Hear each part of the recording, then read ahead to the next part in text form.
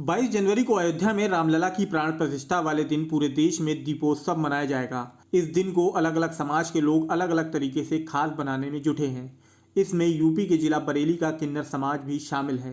बरेली के किन्नर समाज ने ऐलान किया है कि 22 जनवरी को जन्म लेने वाले बच्चों के लिए वे बधाइयां तो गाएंगे, लेकिन माता पिता से नेग नहीं लेंगे। किन्नर समाज का कहना है कि 500 साल बाद ऐसा शुभ दिन आया है। अयोध्या में राम मंदिर बनकर तैयार हुआ है।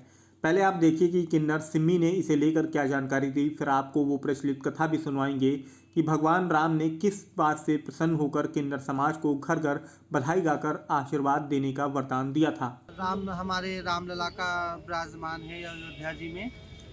तो उस चीज़ को लेकर हमारे किन्नर समाज ने ये ऐलान किया है कि उस दिन 22 जनवरी के दिन कोई भी बधाई नहीं लेगा, कोई भी डिमांड नहीं होगी, ना ही कोई किसी से ज़ोर ज़बरदस्ती करेगा। जो प्यार से दिया जाएगा वो लिया जाएगा। हम जाएंगे, बधाई गाएंगे, खुशियाँ मनाएंगे, लेकिन जो जिसकी श्रद्धा होगी, जिसका भाव होगा, वो उतना ही बधाई देगा। कोई ज़ोर ज़बरदस्ती नहीं की जाएगी। 500 सालों में पहली बार हो रहा है ये कि किन्नर समाज को ये करने का आगे बधाई के उपलक्ष्य में जो किन्नर लेते थे बधाई, वो पहली बार होगा कि रामलला के जन्म उत्सव के लिए और जो प्राण प्रतिष्ठा की जाएगी उसकी खुशी में उस दिन बधाई कोई भी जोर जबरदस्ती या कोई भी डिमांड नहीं करेगा।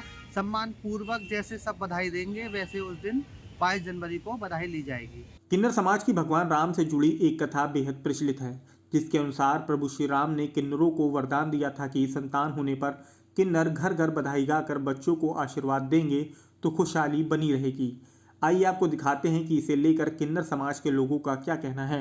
जब श्री राम भगवान को 14 वर्ष का वनवास हुआ था, तो माता कैकेयी ने श्री राम भगवान को जब वनवास किया था, तो जितनी अयोध्या के जितने भी नर नारी थे तो श्री भगवान को छोड़ने गए थे, सरजू तट तक छोड़ने गए थे।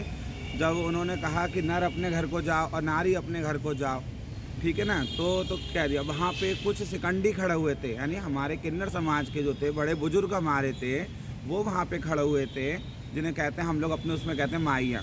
हमारे माई लोग जो थी वो वहाँ खड़ी हुई थी। तो श्री भगवान ने कहा नर अपने घर को जाओ, नारी अपने घर को। तो भगवान तो चले गए वनवास को, और 14 वर्ष किन्नर वहीं खड़े होकर तपस्या करते रहे।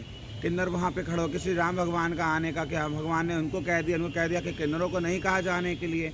जब श्री भगवान 14 वर्ष बाद वहाँ से लौट के आए थे कि आप लोग कौन हैं, कि हम सब भगवान सिकंडी हैं, किन्नर हैं। तो कहा अच्छा, तो कहा कि आप लोग यहाँ कैसे खड़े हैं कि श्री प्रभु राम आपने तो कह दिया था कि आप नर अपने देश को जाओ, नारी अपने देश को जाओ सब, और हम लोगों से नहीं कहा, हम लोग यहीं खड़े रह गए थे। तो भगवान हम आपकी प्रतीक्षा देख रहे थे कि हम यहाँ खड़े हुए हैं। तो उन्होंने कहा कोई बात नहीं, आने वाले टाइम में, आने वाले कलयुग में या उसमें कि आप लोगों की दुआएं लगेंगी, सबको दुआएं देंगे, आप लोग खुशियों में शामिल होंगे जहाँ पे। तो वही श्री राम भगवान के उस टाइम से चला आ रहा है। खुशियाँ आपकी दुआएं हमारी, खुशियाँ आपकी दुआएं हमारी। तो इसीलिए आज भी जो भी खुशी का मौके होते हैं, बच्चे होते हैं, शादियाँ होती हैं, उसमें से जब तक किन्नर अपना आशीर्वाद नहीं देते हैं तो उस चीज़ को सफल नहीं माना जाता है अपने हिंदू समाज में, है ना। तो उस चीज़ को सफल नहीं मानते हैं, और इसलिए किन्नरों का आशीर्वाद है। बस आप लोगों से अपील है कि आप लोग खुश रहो, अच्छे रहो, भगवान अच्छा रखे सबको, बच्चों वालों के बच्चे बने रहे, जीते रहें, राजी रहे सब लोग, खूब फले फूलें। यह कहानी है श्री राम भगवान की, हमारे किन्नरों की।